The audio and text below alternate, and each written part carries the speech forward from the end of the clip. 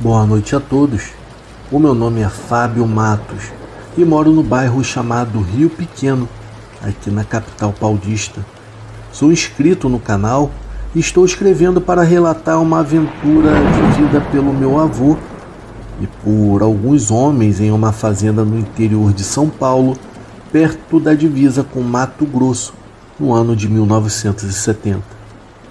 O meu avô Adalberto, o meu tio-avô Toninho e um amigo dele chamado Cícero saíram da Bahia de um município chamado Andaraí para trabalhar em uma fazenda na região de São José do Rio Preto, que pertencia a um homem chamado Paulo Ferraz. No começo, o meu avô veio para trabalhar durante 6 meses, mas o tempo foi passando e o doutor Paulo, pelo menos é assim que o meu avô se refere ao antigo patrão, pegou confiança neles, pois os 3 eram muito bons de serviço e sempre davam conta das obrigações. Ele pediu que ficassem mais tempo.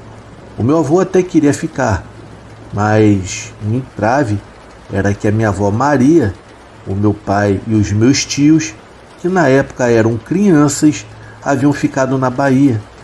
Foi então que o doutor Paulo Ferraz deu 15 dias para o meu avô ir até a Bahia buscar a família, pois ele não queria perder o serviço do meu avô.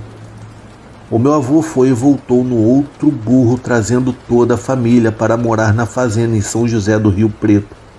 Até um cachorro ele deu um jeito de trazer. Só não me pergunte como ele conseguiu isso. Depois de uns 2 anos trabalhando na fazenda, o doutor Paulo falou com o meu avô que havia comprado outra área de terra. Só que essa nova propriedade ainda não tinha qualquer benfeitoria, era coberta praticamente por matas virgens e terra intocada. Como meu avô havia se tornado homem de confiança, o doutor Paulo incumbiu-o de começar as benfeitorias na nova propriedade.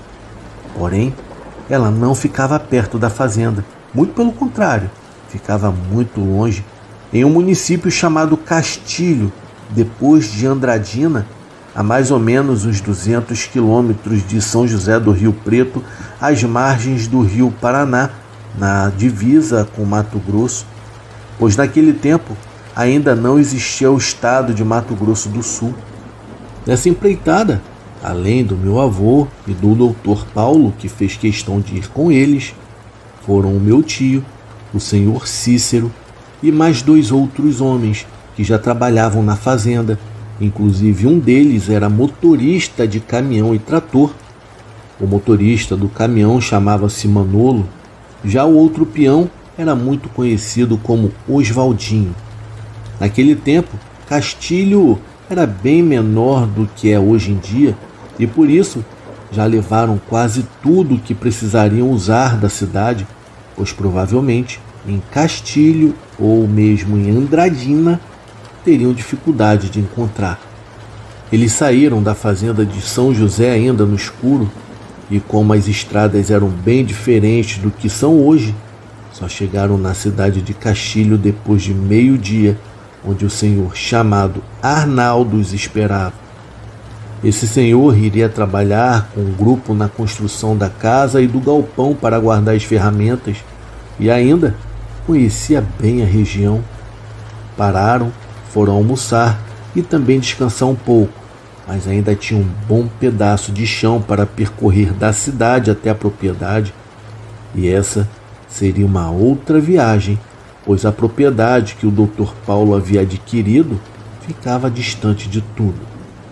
O que descobriram na marra foi que esse trajeto era a parte mais perigosa, pois a estrada era praticamente uma trilha, só passava um carro por vez e mesmo assim, com os matos raspando na lateral do caminhão, que ainda por cima levava um trator na carroceria.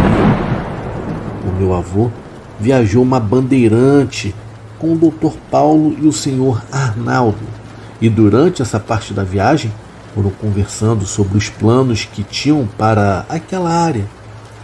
O Dr. Paulo pretendia plantar arroz e milho, depois construir algumas casas e criar gado de leite, pois naquela região isso era raro naquele tempo. Ele viu ali uma boa oportunidade de ganhar muito dinheiro. Depois de muita demora, enfim, chegaram à propriedade, e a primeira coisa que fizeram foi retirar o trator da carroceria. Em seguida, cortaram algumas madeiras e fizeram uma fogueira. Depois, cuidaram da janta e só no outro dia começaram o serviço propriamente dito. Antes de escurecer, o meu avô e os 2 homens que estavam com ele foram até o rio, banharam-se, pegaram água e, quando estavam voltando para o acampamento, viram uma criatura passando, voando sobre eles. O estranho é que ela emitia um som diferente de tudo que já haviam escutado, mas como a lua não estava clara, não conseguiram ver a criatura. Mesmo assim, ficaram escutando os barulhos se afastando até desaparecerem. Depois disso, voltando para o local do acampamento, o meu avô logo falou do bicho que passou voando. O senhor Arnaldo coçou a cabeça e disse que já tinha ouvido falar sobre um bicho desses que aparecia naquelas bandas. Eles ficaram jantando e proseando em volta da fogueira, mudaram de assunto e depois foram dormir. Preferiram ficar em cima da carroceria do caminhão, pois no meio daquele mato, se algum animal aparecesse, com certeza seriam presas fáceis. No outro dia, bem cedo, o doutor Paulo e o meu avô foram até Andradina comprar algumas telhas, portas e janelas, pois a prioridade naquele momento era levantar uma casa para que pudessem se abrigar. Essa viagem demorou bastante, e quando chegaram de volta, os outros homens que tinham ficado haviam cortado bastante madeira e colocado no pé da obra. Eles também já tinham medido os locais de construção. O restante daquela semana foi focado em levantar a casa, ainda mais porque durante toda a noite ouviam barulhos vindos da mata ao redor deles. Até então, achavam que fossem apenas animais selvagens que habitavam o local. No final da tarde de uma sexta-feira, o Dr. Paulo resolveu passar o final de semana na cidade. Como a propriedade era bem distante, imaginou que ninguém fosse até lá roubar os maquinários. Assim subiram na carroceria da Bandeirante e foram até Castilho. Oswaldinho indicou uma pensão e eles ficaram lá, mas o Dr. Paulo precisava viajar até São José e por isso apenas o meu avô e os homens permaneceram na cidade. O Dr. Paulo deixou a Bandeirantes com eles e foi de carro fretado. Quando foi na segunda-feira, bem cedo, saíram de Castilho e foram para a propriedade. Quando chegaram, notaram pegadas ao redor da casa. Pareciam ser de algo que andava sobre 2 pés, mas não pareciam humanos. Na hora, o meu avô questionou se aquilo não seria a mesma criatura que eles haviam visto voar no dia em que chegaram. No entanto, como ninguém tinha certeza, tudo ficou apenas na suposição e eles foram trabalhar. Como a casa já estava levantada, eles aceleraram o serviço. Lá pela boca da noite a casa estava coberta, com portas e janelas no lugar, o que trouxe um pouco mais de segurança. A casa, na verdade, tinha apenas 3 cômodos, 2 quartos e uma sala. A cozinha ficava do lado de fora e o banheiro era improvisado no mato. E para se banharem, desciam até o rio a cerca de 100 metros. Naquela noite ficaram em volta da fogueira e quando já era tarde entraram na casa e armaram suas redes para dormir. No entanto, seu Cícero e Oswaldinho tiveram a ideia de sair para tentar caçar algum cateto. Ao pegarem as espingardas, Arnaldinho os aconselhou a não sair, mas teimosos ignoraram o aviso e seguiram na direção do rio. De lá, continuaram pela margem até o local onde haviam visto pegadas na semana anterior. Então o meu avô, o tio Toninho, o Manolo e o Arnaldinho entraram na casa e foram deitar. Após algumas horas, ouviram gritos tiros e passos apressados. Logo alguém bateu na porta desesperadamente pedindo que abrissem. Quando meu avô abriu, Cícero e Oswaldinho entraram e se jogaram no chão ofegantes e pálidos, como se tivessem passado mal. Antes mesmo de conseguirem explicar o que havia acontecido, todos ouviram perfeitamente o som de asas batendo, seguido de uma pancada, como se algo grande, pesado, tivesse caído em frente à casa. Arnaldinho rapidamente mandou apagar o lampião e pediu para que todos ficassem em silêncio. Dentro da casa ouviram passos ao redor e em seguida um som como se algo estivesse arranhando as paredes de madeira. Pelas frestas, com a luz da fogueira lá fora, foi possível ver a silhueta da criatura. Ela caminhava como um homem, porém tinha asas e pele branca. Emitia um som agudo, o mesmo que o meu avô havia ouvido ao chegar naquele local. Naquele momento ele teve certeza de que era a mesma coisa. Pouco tempo depois, ouviram um som semelhante vindo de longe. Logo a criatura bateu asas e foi embora. Apesar do medo, ninguém se feriu. Foi então que Cícero começou a contar o que havia acontecido. Cícero disse que ao subirem pelo rio, ouviram galhos se quebrando. Com medo, correram e subiram em um jacarandá. De lá avistaram um cateto enorme passando pela trilha. Prepararam as espingardas, mas antes de atirarem, ouviram um grito agudo e estranho vindo do alto. E quando olharam para a copa da árvore, viram a criatura. Parecia metade gente, metade pássaro, e estava observando tanto eles quanto o cateto. Cícero ficou tão assustado que perdeu o equilíbrio e caiu da árvore, de uma altura de cerca de uns 3 metros. Já Oswaldinho disparou contra tal criatura e pulou para ajudar o Cícero. Por sorte, ele não se machucou gravemente e os dois correram pela mata. Enquanto fugiam, ouviram o grito da tal criatura que os seguiu pelo ar, mas não os atacou diretamente, apenas sobrevoou até que eles chegassem em casa. A partir daquela noite, ninguém mais se afastava muito da casa após o anoitecer. Todos ficavam em alerta. Mesmo assim, outras coisas foram construídas. A estrada foi ampliada e a primeira plantação de milho e arroz foi feita na fazenda. Com o tempo, mais pessoas começaram a trabalhar lá, mas o aviso era claro: não entrem na mata durante a noite.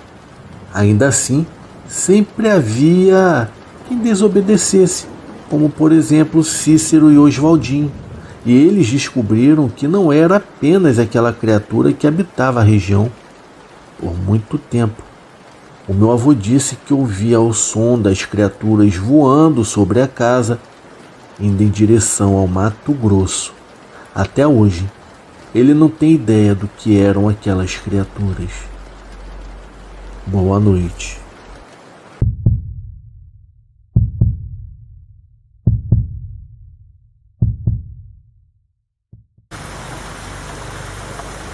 Olá, boa noite a todos. Venho aqui contar o meu relato. Eu me chamo Edgar Pinheiro, tenho 31 anos de idade e moro em Taquatiara, uma cidade do interior do Amazonas. Venho contar uma experiência assustadora e tenebrosa que eu vivi durante uma viagem saindo de Itacoatiara e indo para Porto Velho, em um serviço de caminhão pesado. Nunca irei me esquecer. Foi uma quarta-feira pela manhã, quando meu amigo me ligou perguntando se por acaso eu aceitaria um serviço para ajudar na construção de uma pequena ponte de pedra, mas no interior de Porto Velho. Na hora eu pensei, tá maluco? Porto Velho fica a mais de 900 quilômetros daqui de Itacoatiara. Ele não tem mais a quem pedir ajuda, não? Porém ele continuou a dizer, Ei, Edgar, a gente precisa de tu. A tua picape é forte e vai ser mais fácil usar ela do que um caminhão. Se tu vier daí até aqui em Porto Velho, Leva só uns 5 dias. Bora, amigo. Pelos velhos tempos, prometo que você vai ser bem remunerado. Eu realmente não estava nem um pouco afim de pegar uma viagem gigante para ir mais para o interior, ainda mais pela BR-319, que todos nós sabemos das condições que essa estrada se encontra. Mas eu também não podia deixar o meu amigo Alexandre na mão. Com certeza ele queria construir alguma coisa lá e precisava da minha ajuda. Então eu acabei aceitando seu pedido. Isso foi uma quarta-feira e na quinta-feira eu já tinha que sair de Itacoatiara. Eu arrumei todas as coisas necessárias para uma viagem longa, como por exemplo água, muita água em uma pequena geleira, comida, uma espingarda, uma lanterna e um monte de apetrechos de conserto e construção. E principalmente eu verifiquei se a rã estava ok, pois com certeza a estrada iria quebrar as minhas molas. Peguei esse monte de coisas e coloquei na caçamba da picape. Só a geleira que deixei dentro da picape junto com as comidas. Quando foi na quinta-feira, eu já estava saindo de Itacoatiara e indo em direção a Manaus, a capital do Amazonas. Pois primeiramente eu teria que passar pela ponte do Rio Negro e aí sim entrar na BR-319. Fiz todo esse trajeto. Eu enchi bem uns 12 a 19 litros de diesel para rodar a estrada, e fora mais outros litros estavam guardados em galões na caçamba da rã. Então, na tarde de quinta-feira, eu estava entrando na 319. Como eu havia saído mais 6 da manhã, demorou muito para chegar. Então eu entrei e vi que a partir dali eu teria que ter muito cuidado para não atolar nos lamaçais.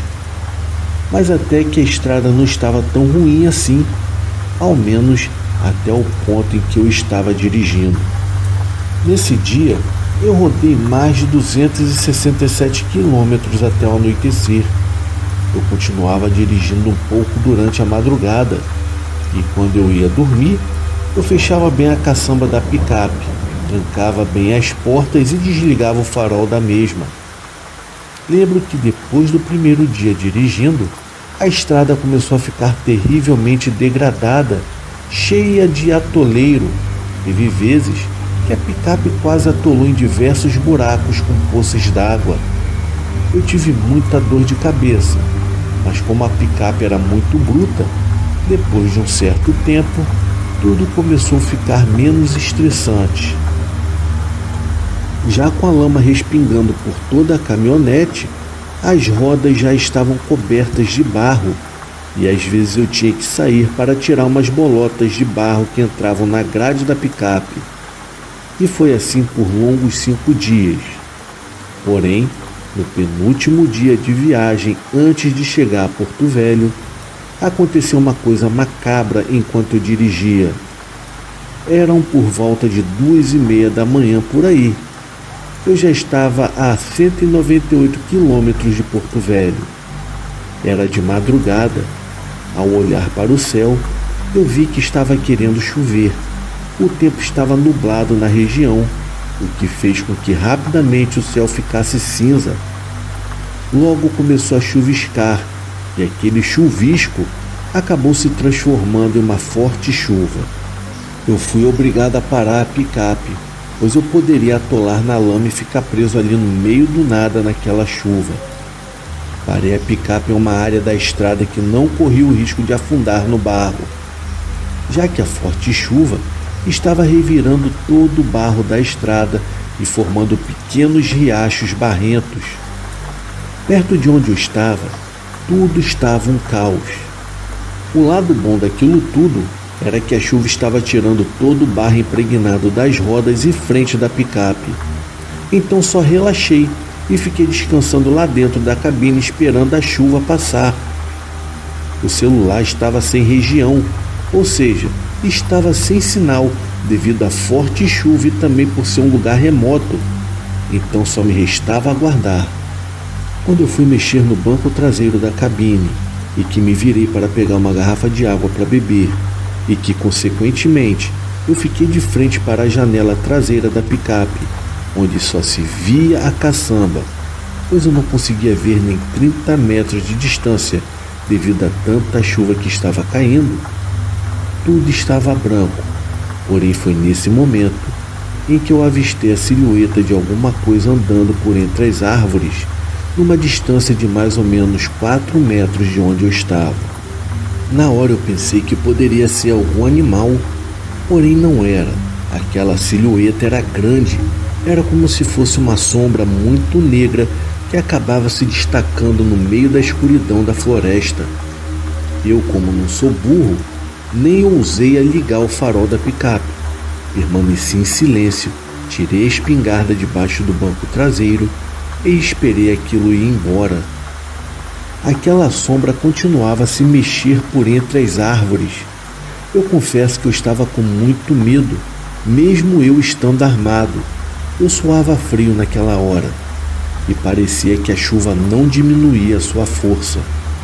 Foi no momento que eu percebi que aquilo estava vindo bem devagar em minha direção. Eu me afastei da janela e me abaixei no banco. Eu pensava que aquilo poderia ser alguma emboscada e que eu seria assaltado. Enquanto eu estava abaixado, eu pude ouvir bem baixo o som de passos se aproximando da picape.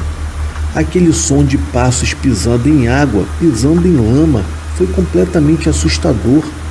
Era como se eu sentisse a morte vindo me buscar. Aquele passo parou perto de onde eu estava no banco de trás da cabine. Repentinamente, eu senti como se algo estivesse me encarando de cima para baixo pelo vidro da janela. Foi nessa hora que eu senti que não era para eu olhar para cima. Um raio estralou no céu naquele momento. Eu vi quando a luz do raio formou uma sombra de fora para dentro da cabine. E havia algo em pé do lado de fora da picape. Sabe-se lá o que era aquilo, porém sabia que eu estava ali dentro. E a partir dali, eu sabia que se eu não tomasse alguma atitude logo, eu poderia morrer naquela noite. Então, sem pensar duas vezes, eu me levantei e me virei de costas para aquilo que estava me encarando. Eu não vi o seu rosto. Eu fechei os meus olhos por alguns segundos até chegar ao volante. Liguei a picape e os faróis e acelerei com tudo, mas era como se eu não andasse, pois o local onde eu estava tão molhado que o barro estava completamente liso. Eu fiquei horrorizado quando eu vi aquela coisa macabra batendo na janela. Eu me virei e olhei para a janela da porta de trás. Foi aí que eu vi aquilo com a boca aberta e cheia de dentes. Era como se fosse um crânio de cachorro, com pedaços de pele e carne podre ao redor do osso. Aquilo era demoníaco. Era como se aquilo estivesse vivo. Eu vi o seu corpo, mas percebi que aquilo não possuía olhos. Era só um crânio semelhante a de um grande cachorro, que estava arranhando com os dentes o vidro. Aquilo era grande, muito grande. Era um quadrúpede. Eu tentei dar marcha ré com a picape e acabei conseguindo sair do barro liso e dei meia volta com a mesma, me afastando daquele bicho macabro. Eu fui por outro caminho e passei direto sem nem pensar duas vezes, porém alguma outra coisa se aproximava pela estrada. Era uma outra picape com os faróis ligados. O motorista estava buzinando para mim, eu buzinei de volta. O motorista veio até mim. Eu estava buzinando várias vezes pedindo ajuda para ele, e ele entendeu que eu estava o chamando no meio daquela chuva. Ele com muita dificuldade veio até perto da minha picape e abriu a sua janela, e me perguntou se eu estava precisando de ajuda. Foi aí que contei tudo o que havia acontecido a alguns metros à frente. Eu estava voltando pelo mesmo caminho, pois tinha uma criatura esquelética no meio da estrada. O homem não acreditou no que eu falei e disse que talvez fosse delírio meu por ter bebido muito. Eu respondi que não era delírio e que eu não havia bebido naquela noite. Então ele disse: "Cara, infelizmente eu não tenho tempo para ouvir história de caminhoneiro embriagado." Eu, com muita raiva e com muito medo, respondi a ele: História de caminhoneiro? Quer ver? Então vá em frente. Ele nem ligou muito e seguiu seu caminho. Eu não quis nem saber e arranquei com tudo e segui o meu caminho de volta. Mas eu teria que voltar tudo de novo e eu não teria diesel suficiente. Então eu tive que continuar até Porto Velho. A chuva nada de parar. Eu estava me aproximando novamente do local onde eu vi aquela criatura e lá estava a picape atolada na lama.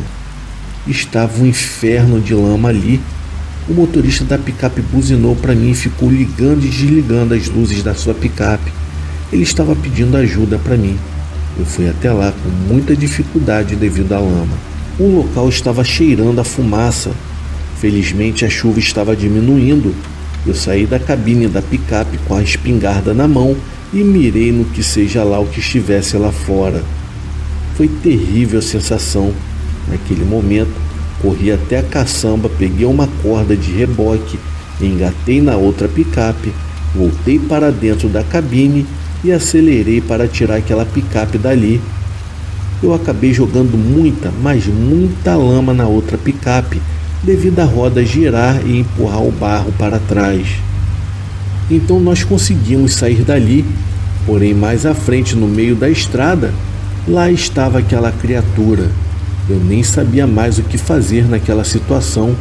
A estrada estava um caos, ela estava cheia de lama e intrafegável. Então somente dei um tiro com a espingarda na direção daquilo. Foi quando eu vi que a potência da bala estraçalhou o pulmão de osso daquela coisa, que logo em seguida fugiu para dentro da floresta. E o outro motorista estava desesperado ao ver aquilo. Sem pensar duas vezes, e somente em mim mesmo, acho que foi até um ato de egoísmo da minha parte. Eu desengatei o cabo de reboque e me mandei dali, deixando o homem sozinho. Eu não tinha o que fazer. Era cada um por si. Essa foi a noite mais longa da minha vida. Faltavam somente 5 quilômetros para chegar a Porto Velho, mas parecia que esses 5 quilômetros não terminavam, de tão assustado que eu estava e com tanta pressa. Eu cheguei depois de uns 9 minutos na estrada de asfalto. A picape estava totalmente coberta de barro e lama. A rua ficou imunda por onde eu passei com ela. Eu estacionei um posto de gasolina, eu saí da picape e me sentei perto de uma lojinha de conveniência que naquela hora se encontrava fechada. Foi naquele local que o meu terror havia acabado. Depois dessa experiência, eu acho que eu fiquei umas 2 semanas lá, me recuperando desse trauma e criando coragem para voltar para Itacoatiara. No final, eu realmente ganhei o que o meu amigo havia prometido para mim. Mas de quebra, eu acabei vivenciando todo aquele terror.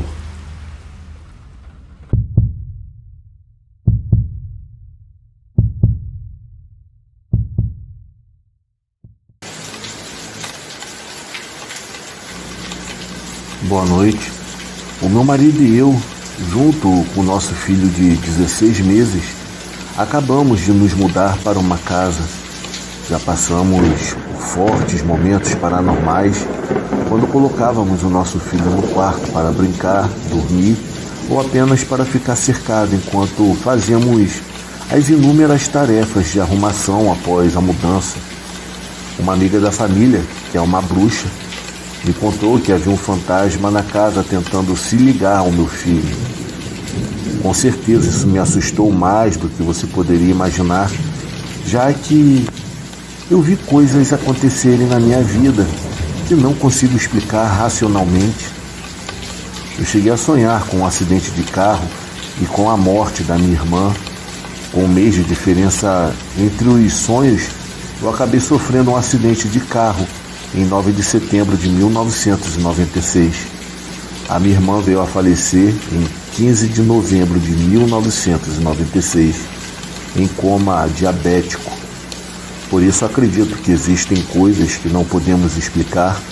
A minha amiga me disse que a única maneira de impedir que esse fantasma se apegasse ao meu filho até a próxima lua cheia, quando faríamos uma limpeza na casa, era me mantendo contato constante com ele, abraçando-o e segurando-o e dormindo com ele na mesma cama. Eu segui essas instruções. Eu peguei o meu filho adormecido do berço e o levei para o meu quarto. Durante a noite, ele se aninhou em mim e logo adormeceu.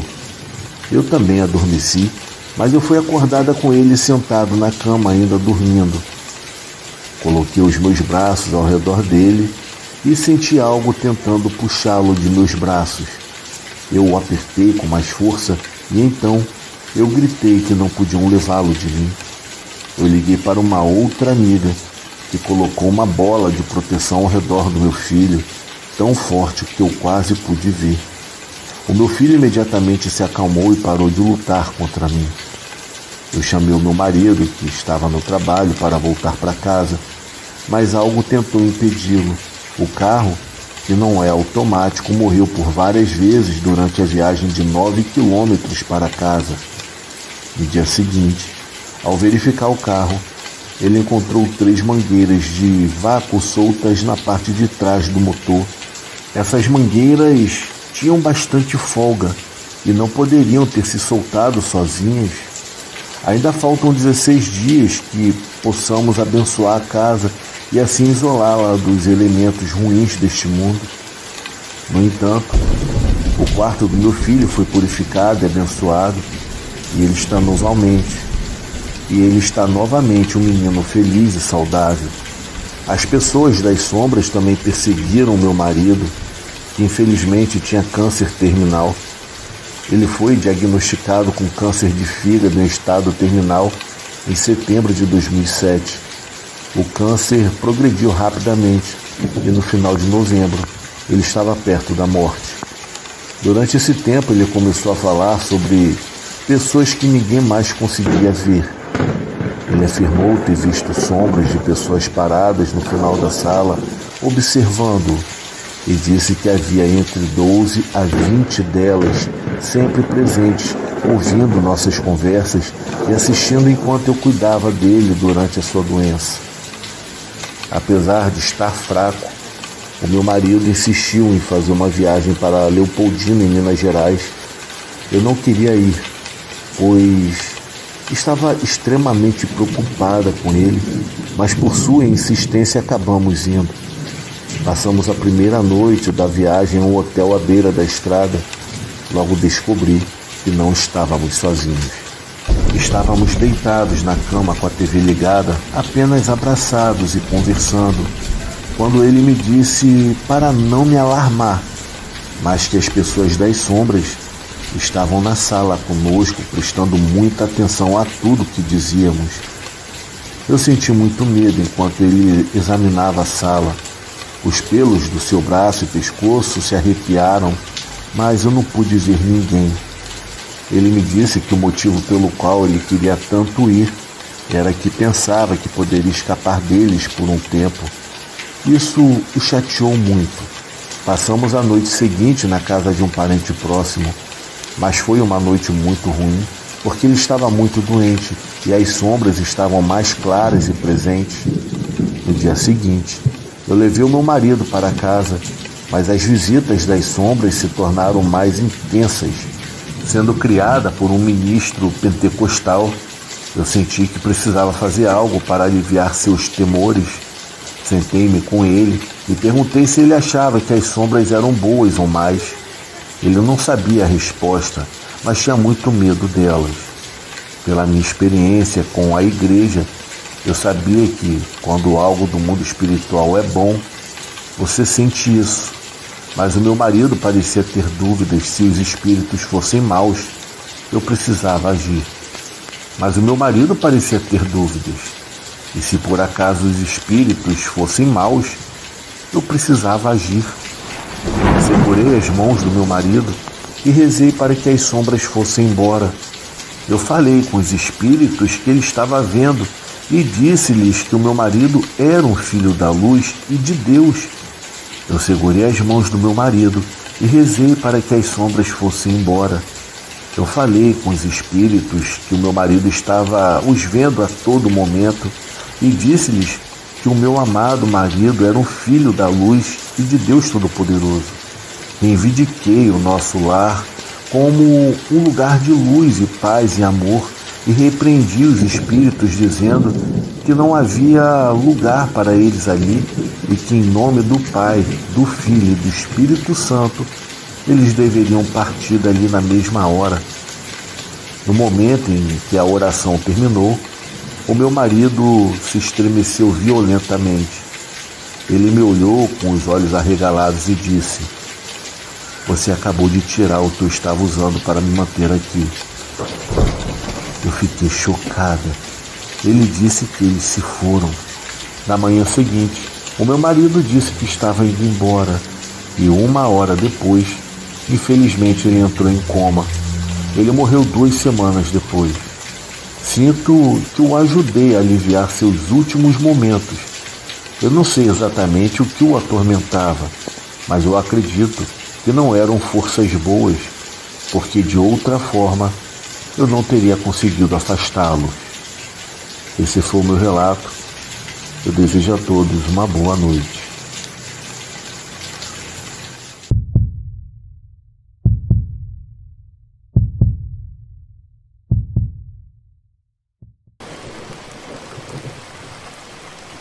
Boa noite a todos.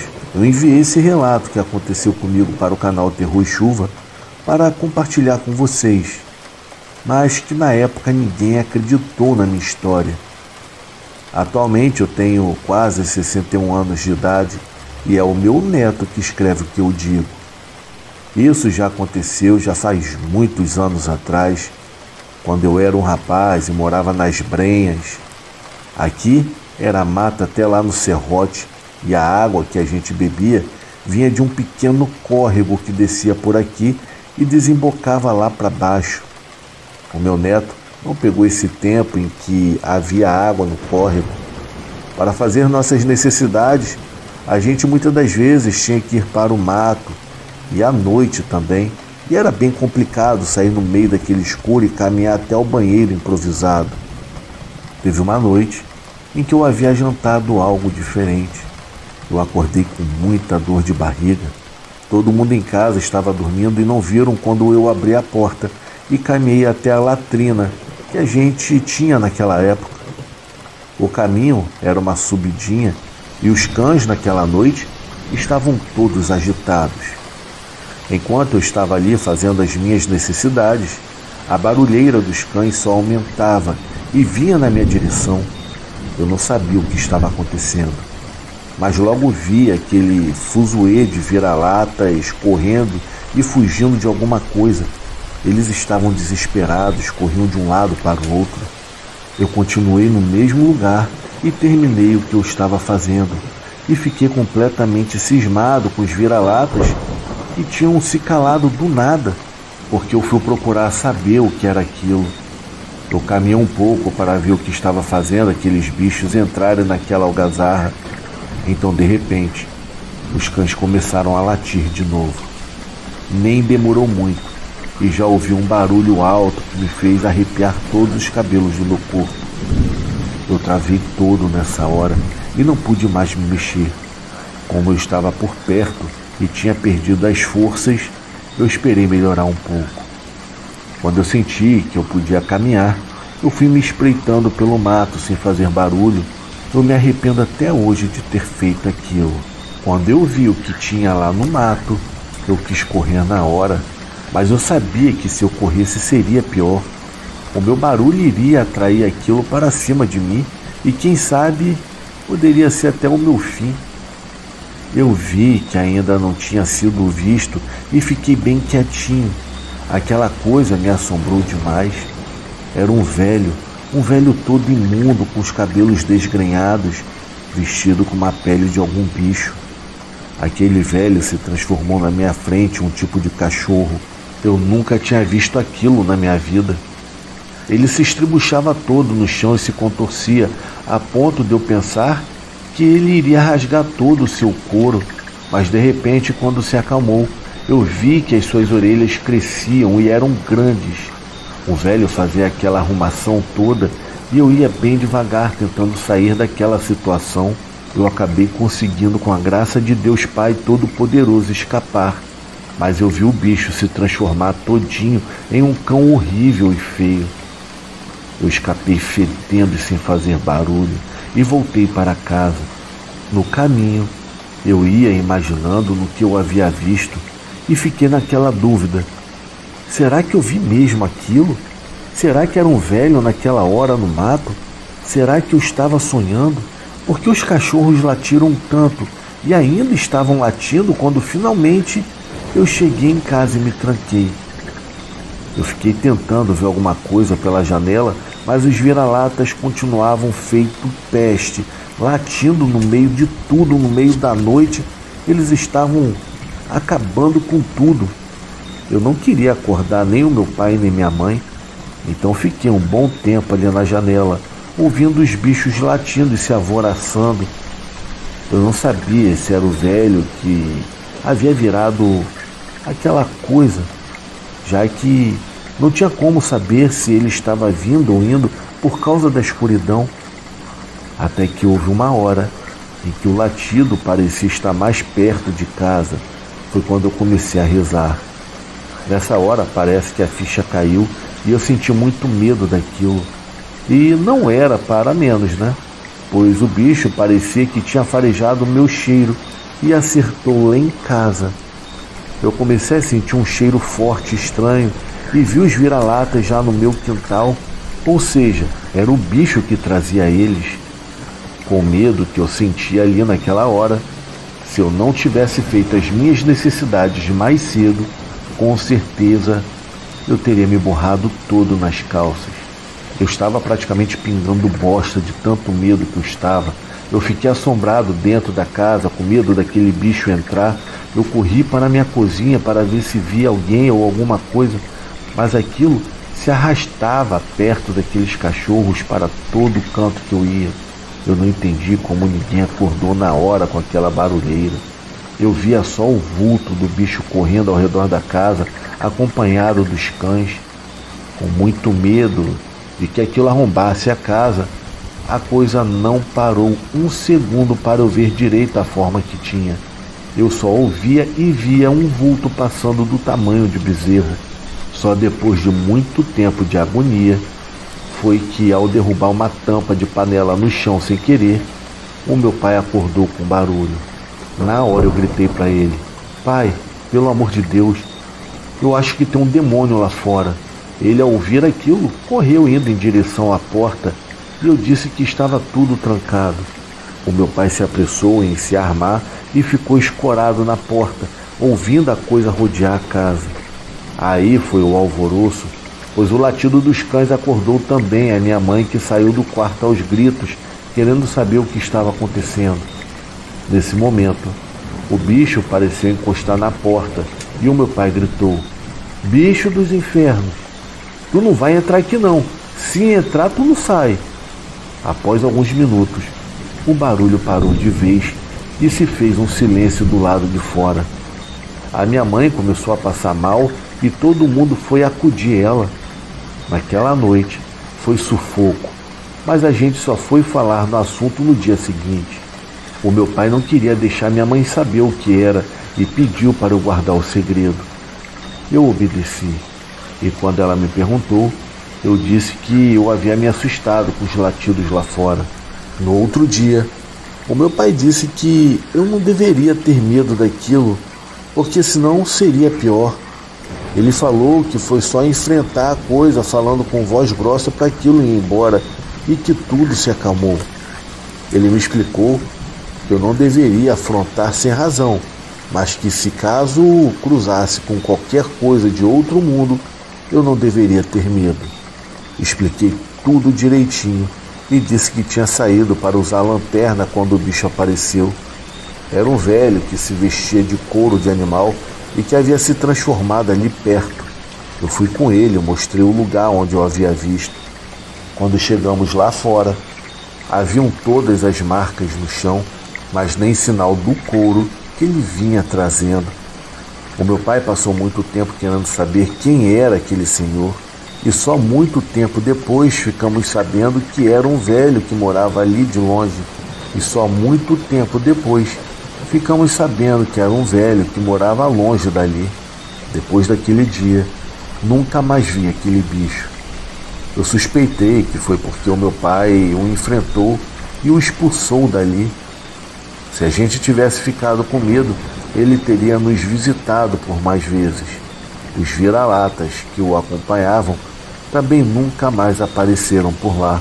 Isso que eu vi é algo que até hoje me faz pensar e me perguntar o que leva uma pessoa a fazer aquilo. É um bicho muito feio e fede mais que podridão de bicho morto. A minha mãe nunca ficou sabendo porque a gente sabia que ela era nervosa. Resolvemos trazer a latrina para mais perto de casa e nunca mais sair à noite para fazer qualquer coisa.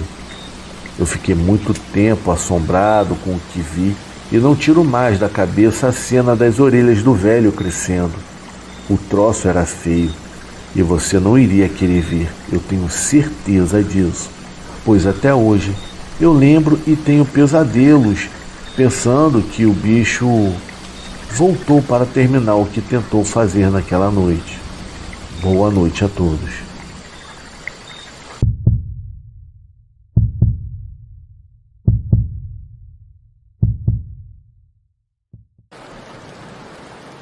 Boa noite a todos. Quando eu trabalhava em uma usina aqui na minha cidade, eu tinha que acordar muito cedo para chegar a tempo no serviço. Eu caminhava muito até chegar à rodoviária, onde eu vi algumas pessoas naquele horário durante a madrugada. A minha cidade é pequena e, na época, tinha muito menos casa ainda. Eu não tinha medo de fazer aquele percurso, pois nunca fui do tipo medroso. Mas naquele mês, as coisas mudaram um pouco. Houve uma madrugada em que eu saí para trabalhar, como eu sempre fazia, e caminhava tranquilo pelo canto da estrada, olhando para o mato que havia. Hoje em dia, não existem mais esses matagais porque as casas foram construídas e a cidade cresceu muito. Eu caminhava distraído quando eu senti vontade de olhar para a frente. Quando eu levantei a cabeça, eu vi algo que me fez gelar dos pés à cabeça. A iluminação era muito precária, pois os postes ficavam mais apagados do que acesos. A maior parte do caminho estava no escuro e as poucas luzes que existiam estavam, em sua maioria, com defeito ou quebradas. Foi então que vi aquele vulto e parei na hora, tentando imaginar o que poderia ser. Parecia um cachorro enorme no meio do caminho. Eu fiquei ali parado, olhando para aquela coisa, tentando entender o que estava acontecendo. O bicho parecia ter saído de um beco mais à frente e estava no meio da estrada. Era um animal parecido com um cachorro preto, mas muito grande.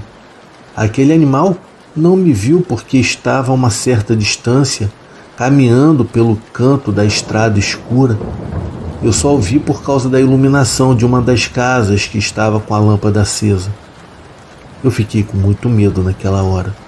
O animal parecia um cachorro, mas tinha quase o tamanho de um burro adulto. A vontade que me deu foi de sair correndo dali, só que as minhas pernas não respondiam de jeito nenhum. Então, de repente, quando eu me distraí por um segundo, aquela criatura já havia sumido sem deixar qualquer rastro. Foi muito rápido. Eu fiquei com ainda mais medo, pois eu não sabia para onde aquilo havia ido. Eu pensei que aquele bicho tinha me visto e poderia me emboscar a qualquer momento ali naquela estrada. Porém, também permaneci onde eu estava até me convencer de que não havia mais perigo. Depois de algum tempo, resolvi seguir meu caminho para o trabalho.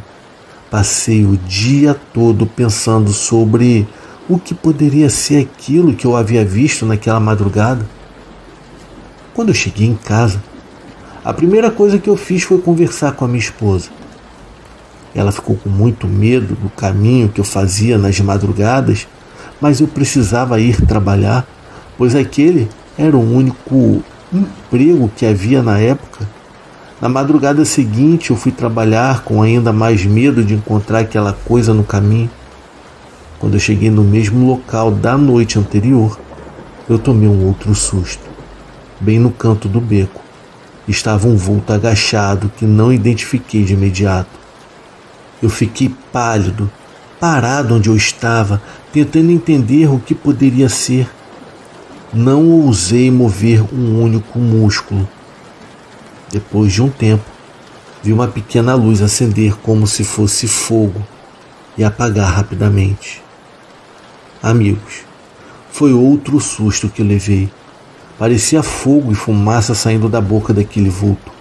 O vulto então se levantou e falou comigo, cumprimentando-me com uma voz meio rouca. Dessa vez, tratava-se de um morador do beco, um senhor que estava agachado na estrada fumando um cigarro naquela hora da madrugada. O cumprimentei de volta e segui o meu caminho sem olhar muito para ele. Aquele caminho estava me assustando tanto que eu já pensava em pegar outro, mesmo que andasse mais e demorasse mais para chegar ao serviço. Naquela mesma semana, eu falei com algumas pessoas e me disseram que o que eu vi, na verdade, era um lobisomem.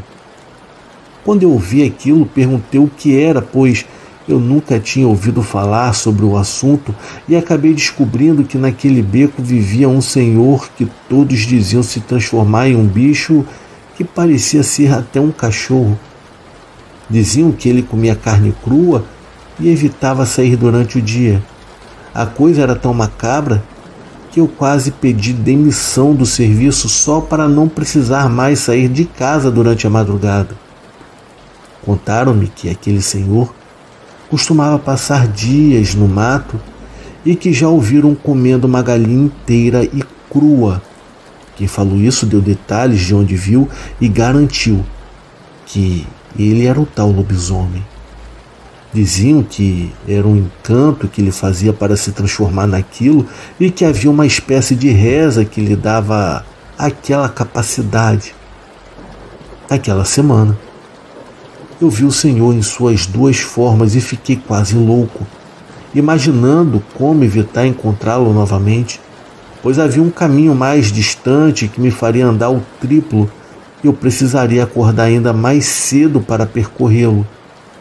Eu planejei como eu faria e na semana seguinte não passei mais por aquele caminho amaldiçoado.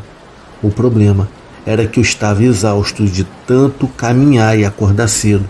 E para ser sincero, nem adiantou muito, porque eu acabei topando com aquela besta novamente no mês seguinte. O novo caminho me levava a passar ao lado do lixão da cidade. Era horrível sentir aquele mau cheiro de coisa podre por vários metros até chegar à curva que dava para o caminho da rodovia. Era uma dureza seguir por aquele trajeto. Eu não aguentava mais aquilo e cheguei a pensar em voltar para o meu antigo caminho até que algo aconteceu e que me fez desistir. Pois numa dessas madrugadas eu estava chegando no sítio do lixão. Eu já não sentia mais aquele mau cheiro de podre de costume. Eu caminhava tranquilo olhando aquele monte de lixo quando eu tomei um susto enorme. À minha frente, eu escutei um barulho estranho e quando eu olhei, era o tal cão enorme bem na minha frente. O animal parecia carregar uma carcaça de algum bicho qualquer, já em avançado estado de decomposição. As minhas pernas de novo faltaram forças e eu quase morri de um ataque cardíaco ao ver aquilo. O bicho arrastava aquela carcaça enorme como se fosse algo muito leve e rapidamente a levou para um outro lado. Eu mal tive tempo de reagir e pensar em correr, pois o bicho sumiu da minha frente com aquela podridão. Mesmo assim, quando me recuperei, eu corri para casa e esperei o dia amanhecer. A minha mulher viu o meu estado e acreditou no que eu falei. Já os meus colegas de serviço disseram que eu estava ficando louco, mas pedi ao meu supervisor para trocar o meu horário de trabalho. Eu não sabia mais o que fazer e nem conseguia mais sair de casa sem que o sol estivesse brilhando no céu. Depois de insistir muito, o meu chefe trocou o meu horário e eu não vi mais aquele bicho no meu caminho. Eu fiquei até sabendo que anos depois aquele senhor havia falecido e não ouvi mais nenhum relato de avistamento daquela criatura. Eu tenho certeza de que da primeira vez que encontrei aquilo, ele me viu, mas não quis me atacar. Penso isso porque no outro dia o Senhor me esperou no caminho para saber quem eu era. Eu dou graças a Deus por ele não ter feito nada comigo, pois pelo tamanho daquele bicho, eu não teria nenhuma chance. Eu ainda não entendo muito sobre esses assuntos, mas sei que eu tive muita sorte de ter cruzado tantas vezes com aquele animal e ainda sobreviver para contar a minha história. Boa noite a todos.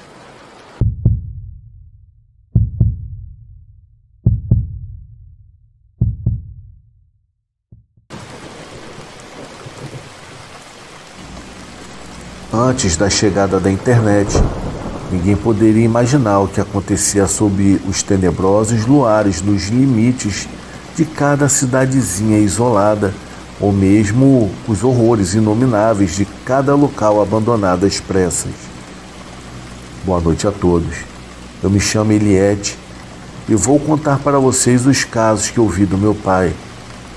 Eu era pequena na época, mas me lembro bem de quando ficávamos ao redor dele, enquanto ele contava várias histórias que tinham acontecido com ele e também com seus amigos.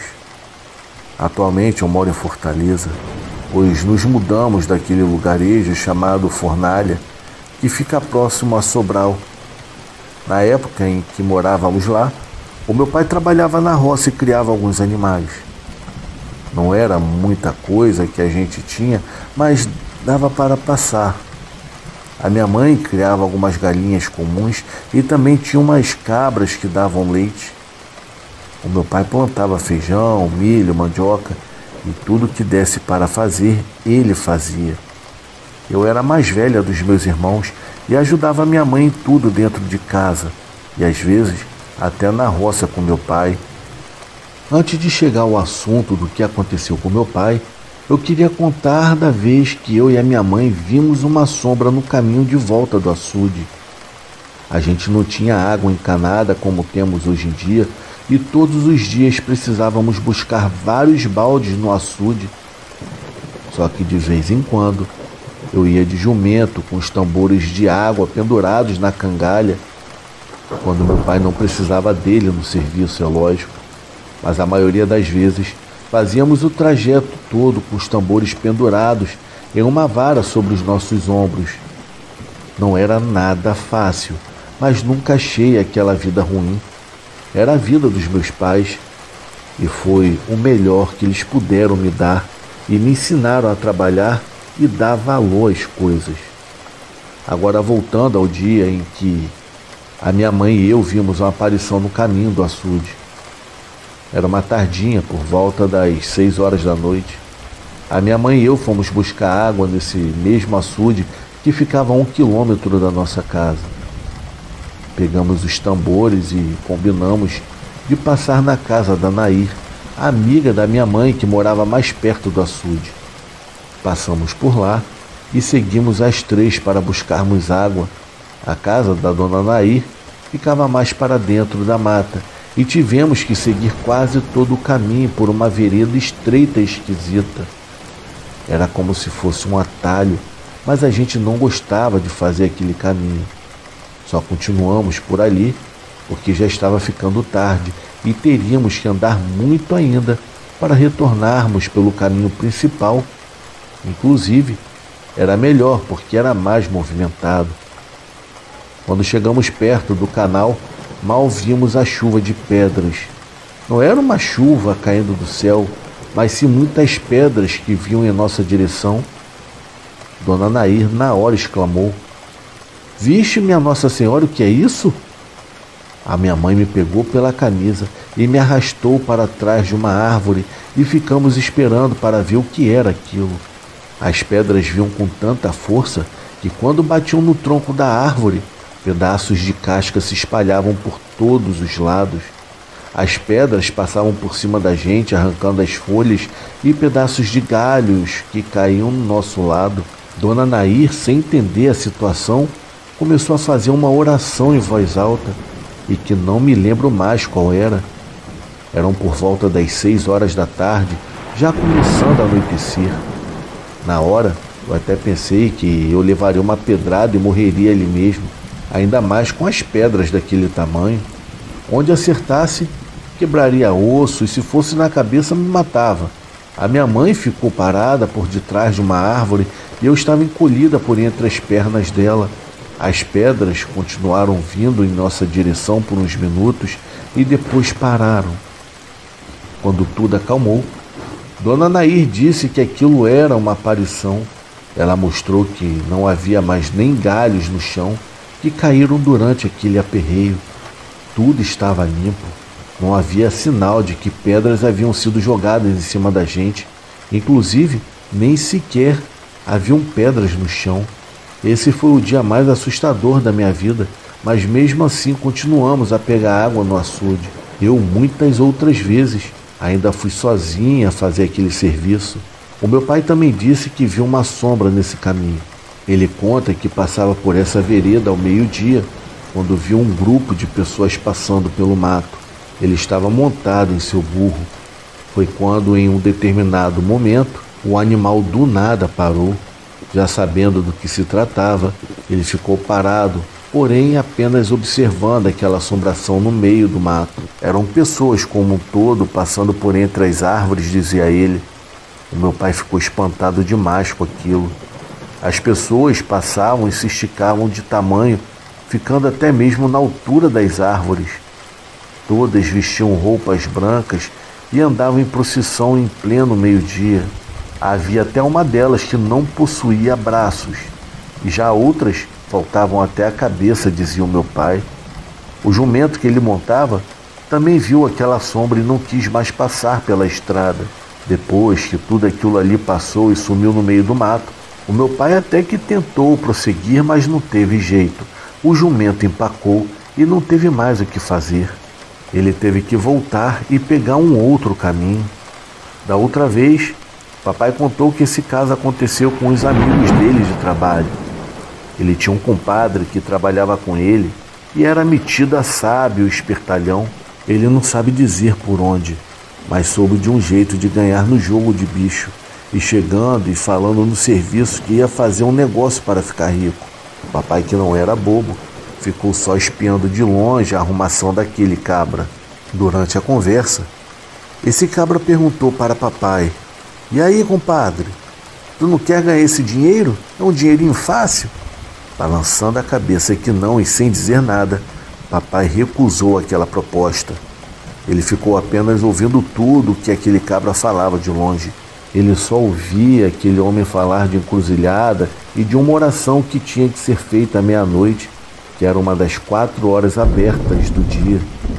O outro, que trabalhava com eles, acabou aceitando a proposta e foram combinando tudo até a hora de largarem o serviço. Papai ficou sabendo de tudo depois que os dois foram para a encruzilhada tentar o cão para receber os números do jogo de bicho. Eles foram para uma encruzilhada numa estrada que dava para Araticum, pelo outro lado do açude. Araticum fica no sentido contrário de Sobral, mas o caso é que os dois chegaram próximo da meia-noite e ficaram fazendo essas orações nesse lugar. Na época correu muito esse negócio do povo ir para as encruzilhadas fazerem essas coisas. Quando deu meia-noite, ou sabe-se lá que horas, eles viram o céu se fechar e veio uma ventania. Era um vento tão forte que só faltava levar os dois, mas o mais impressionante de tudo é que o vento não levava um grão de poeira do chão, ou pelo menos foi assim que contaram.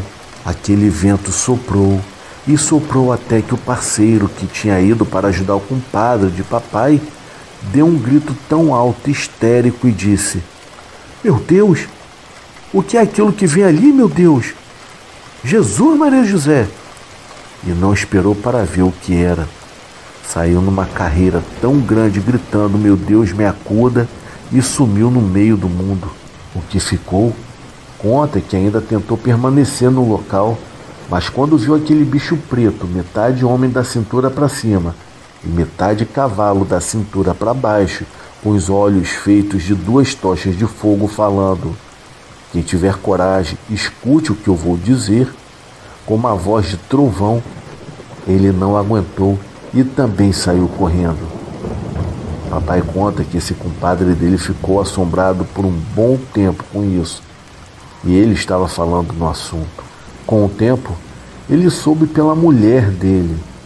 O povo conta que isso aconteceu mesmo, e muitos tentavam ganhar dinheiro com o segredo dos resultados dos jogos que esse bicho trazia. Agora, se alguém aguentou o medo e esperou para ouvir, aí já um outro caso. Eu simplesmente não sei, pois eu acredito que ninguém teria coragem de ficar até o final. Boa noite.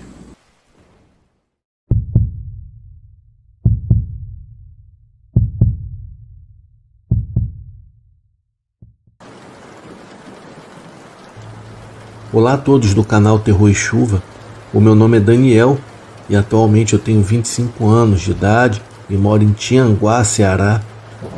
O relato que eu irei compartilhar com vocês se passa no ano de 2012, mais especificamente no mês de julho, em um sertão chamado Ipu, na zona rural de Coreal, também no Ceará. Lá se localiza a casa do meu avô, construída pelo meu tetravô há 120 anos e passada de geração em geração. Bom, o meu avô, um senhor já idoso de 77 anos, morava em Tianguá, mas sempre que podia ia cuidar de um capim que ele plantava à margem da lagoa para vender aos donos de gado. Infelizmente, ele sofria de labirintite e vivia caindo, mas fisicamente era muito forte e robusto. Com medo dessa doença, nossa família pedia para que ele fosse acompanhado. Então, eu e os meus primos sempre íamos com ele nas férias. Para a gente era uma diversão, além de, claro, ajudar o nosso avôzinho. Certa vez, nos reunimos para irmos nas férias de julho.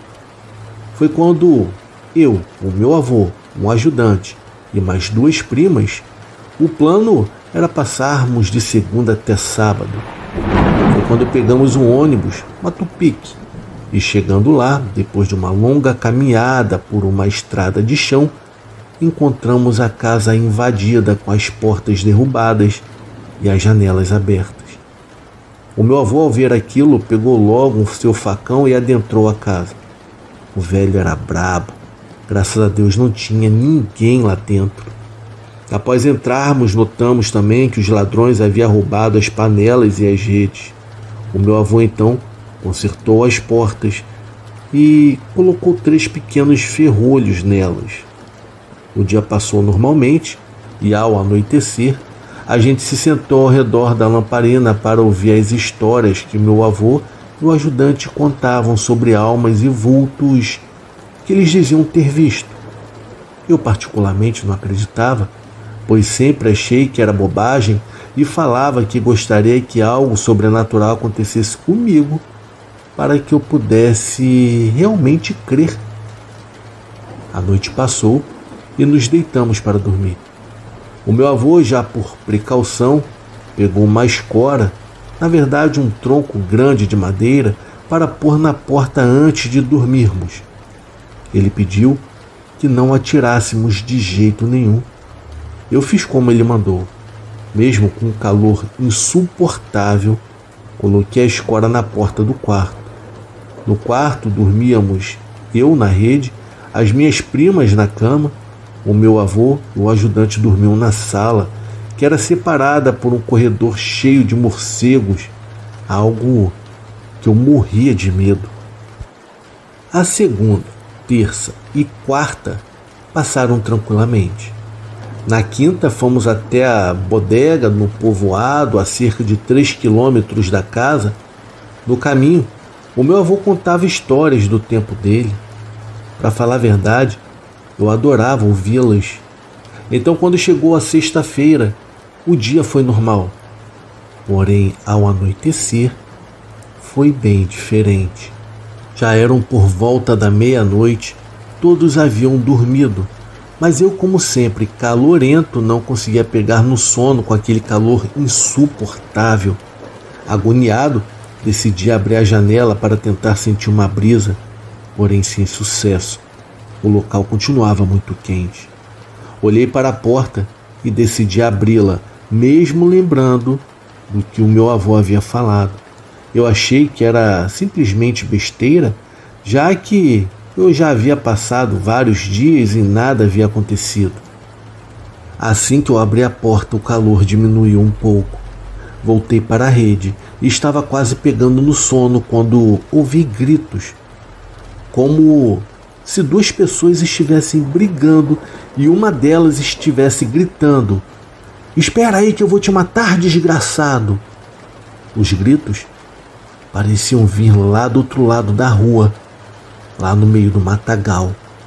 Eu pensei em fechar a porta com medo de algum bêbado entrar. Eu até que consegui fechá-la, mas não coloquei a escora porque ela era muito pesada. Deixei apenas os ferrolhos. Eu retornei para a rede logo em seguida, e quando eu estava prestes a cochilar, eu ouvi 3 batidas na porta. O meu coração disparou. Eu pensei logo comigo: meu Deus, são os bêbados, e agora o que eu faço? Aguardei um pouco, fui na ponta dos pés até a porta. Olhando pelos buracos feitos pelos cupins, eu vi um pano branco balançando atrás da porta.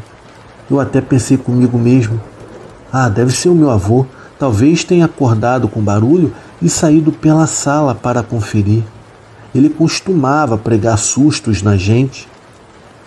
Abri a porta para ver, e quando abri, vi um senhor idêntico ao meu avô, com a camisa de botão branca rasgada e aberta e um chapéu de palha já desgastado.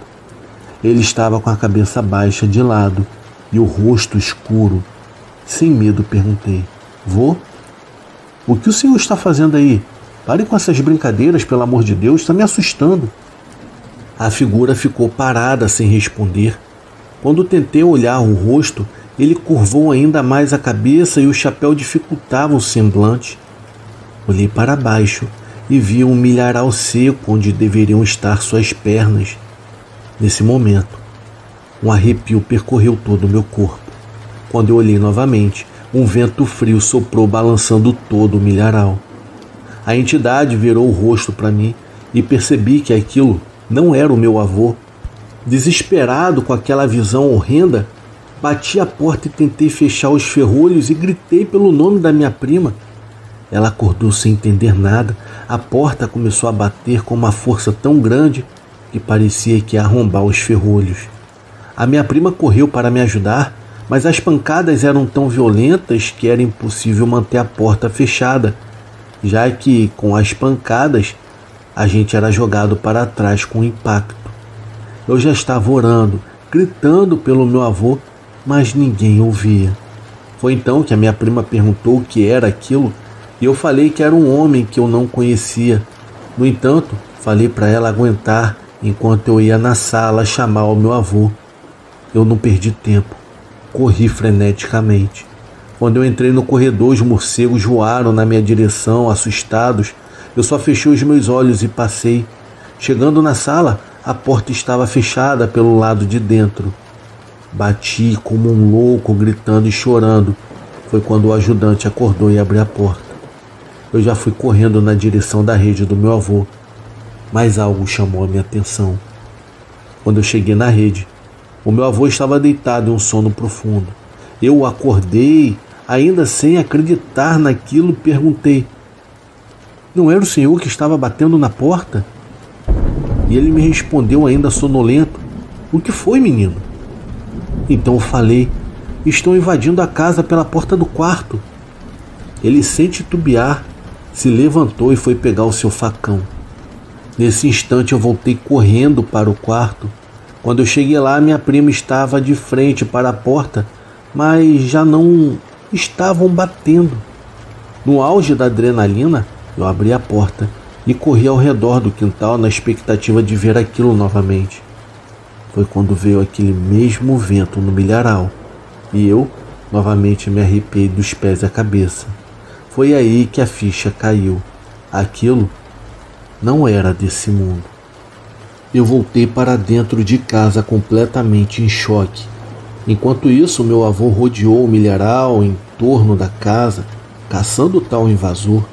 No fim, ele retornou e me perguntou o que eu tinha na cabeça para ter inventado de tirar a escora da porta. Ainda em choque e sem conseguir parar de gaguejar, eu expliquei que eu havia visto uma alma idêntica a ele.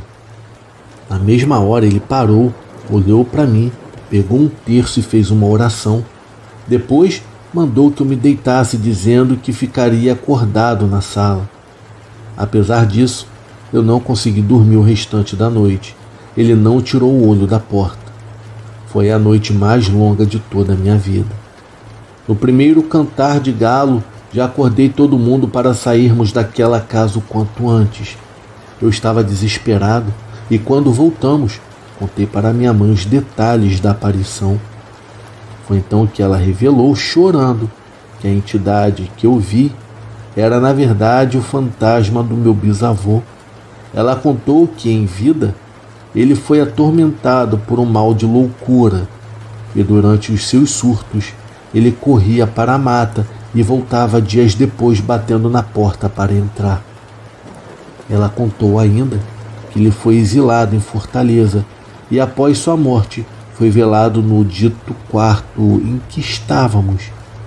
Disse também que o cajado dele ainda se encontra entre as ripas do telhado daquela mesma casa.